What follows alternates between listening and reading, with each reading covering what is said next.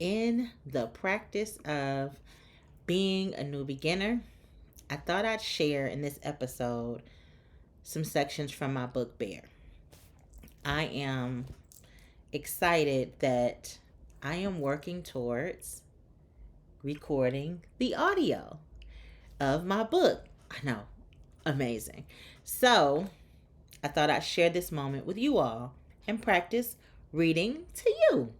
And since I've been sharing that my book encompasses all of me, my survivorship, my salvation, my sensuality, and my sarcasm, which I know is, I'm working on it. I thought I'd share some pieces from my book that actually describe that. So, if you'll bear with me as I practice and take you along for the journey, here we go. This piece is called Power Driver from Bear. Why am I afraid of my own power? I sat with this question. I mean, literally sat and meditated on it, using it as a mantra. What came to me is I am afraid of the new me. Or should I say the real me that has to show up? And the not knowing, the uncertainty, the loss of, or what I believe is the loss of control. I've been so conditioned to shrink that showing up fully is unfamiliar to a point where it feels wrong. What I want is so emotional to even write down. I'm in tears just writing that I need to write down my desires. It's more than the not knowing. For years, and even today, I never believed I deserved what I desired. So I stopped dreaming. It's like the work I will have to do to go back and get that girl will be so emotional that I shy away or build a wall so I don't have to roll the stone away and see the residue of my past. When in reality, it would be just that residue, dust. I can blow away and discover or rediscover the joy and the uncensored me. The girl who fully, blindly trusted God even before she knew Him. The girl who believed her current pain was no match for him. The molested little girl who didn't understand why it was, but knew it was wrong. Who carried burdens bigger than the smile she hid from behind. The smile was her shield, held up by shame. The shame would lean on pride and judgment to rest, or what appeared to be rest. These bedfellows were not for the outside world. They were all my own. Pride. Not asking for help when it's clear I needed it. Then judging myself for even getting in the situation in the first place. Then shame comes. Picks up the shield and says, "Smile. It'll all be okay. We'll deal with it when we get home." All the while, you're, meaning me, sitting next to the very person who could have helped at the first sign of trouble. See, power doesn't always just mean strength, as in strong. It also means courageous and wise, using your wisdom, knowing you need help. Courageous, using courage and asking for the help when you know it's beyond your ability. Now, this power also embodies the ability to see beyond circumstances and tap into the God living on the inside of you. This power, when sought after and tapped into daily, will help you avoid situations before help is needed. Some circumstances are growth spurts and lessons, but other times you have all you need to move the mountain, change the trajectory, and shift the atmosphere all on your own. Purpose will push you, and if you haven't found yours, this power will guide you to it.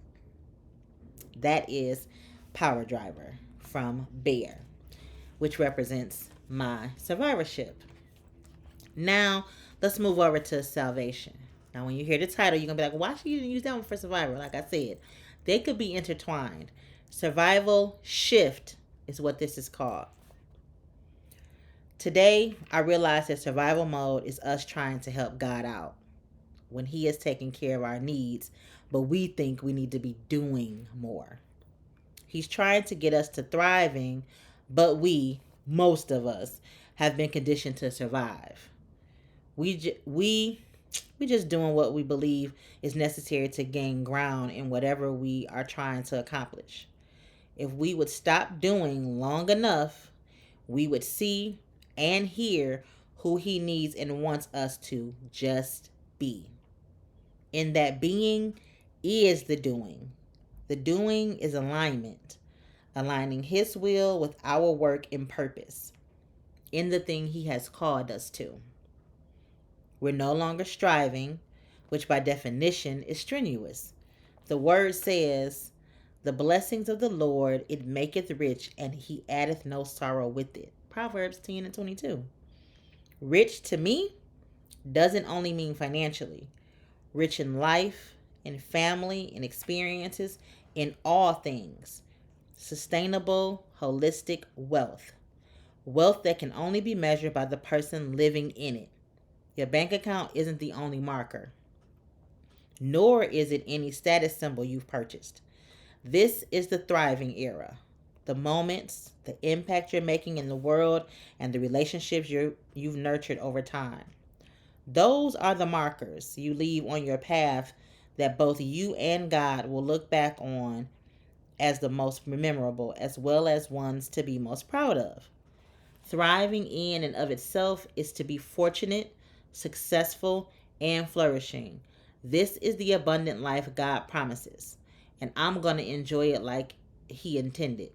Now I know faith without works is a very true statement, but when you align your practices and daily effort toward the intended result with God's will, that is your faith in action.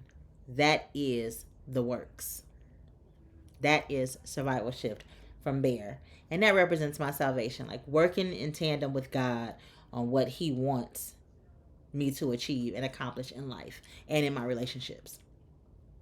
This next one is represents sensuality.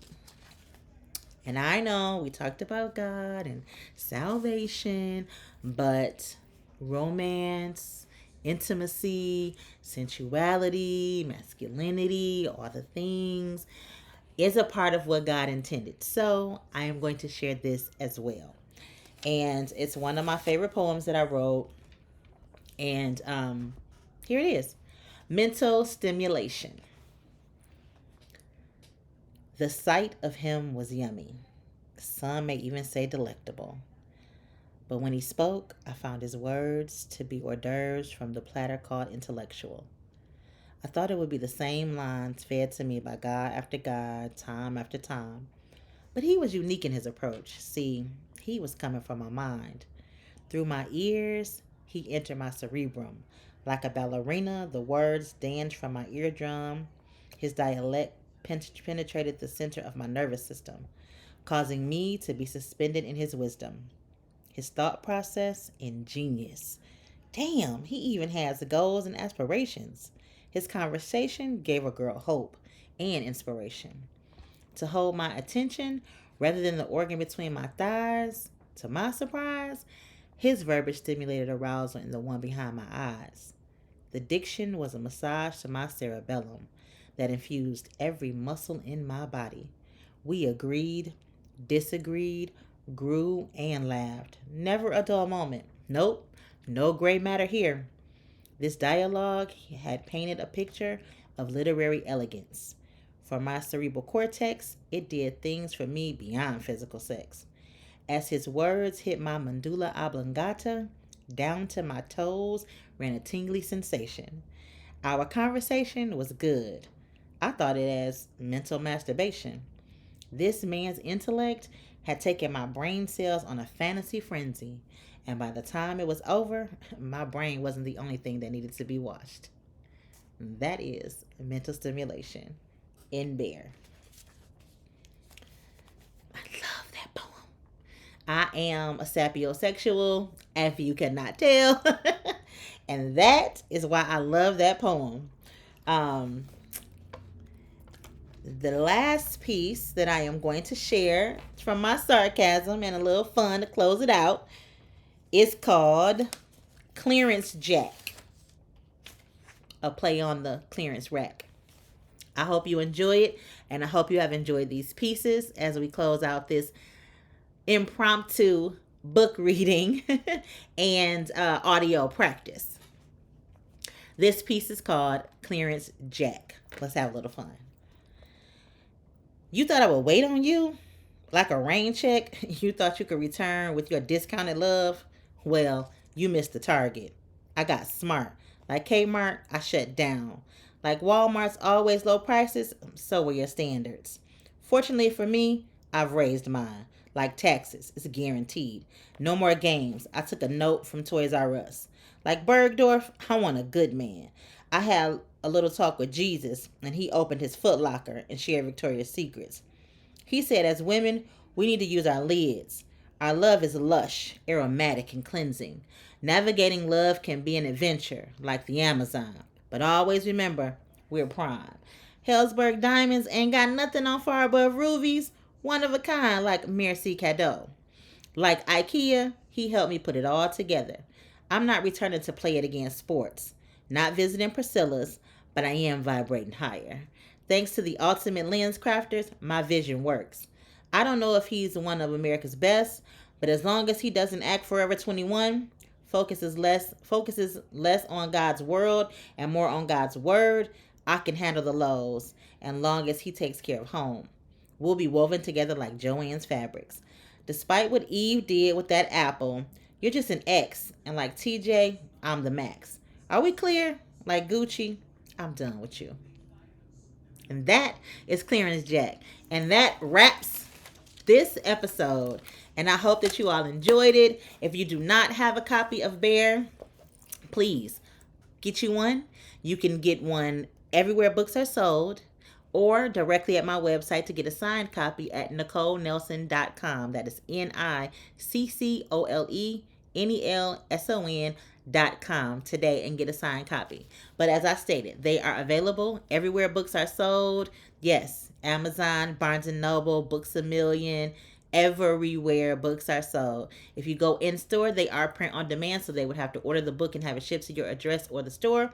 But if you order online, they are available online, and they are also available, like I said, on my website and on all digital platforms. And as I stated, I am working on getting ready to record the audio. I hope you enjoyed it, and if you have got a copy, share one with a friend. And if you'd like to hear more, please, by all means, subscribe, like, and share these episodes. And of course, until next time, love well.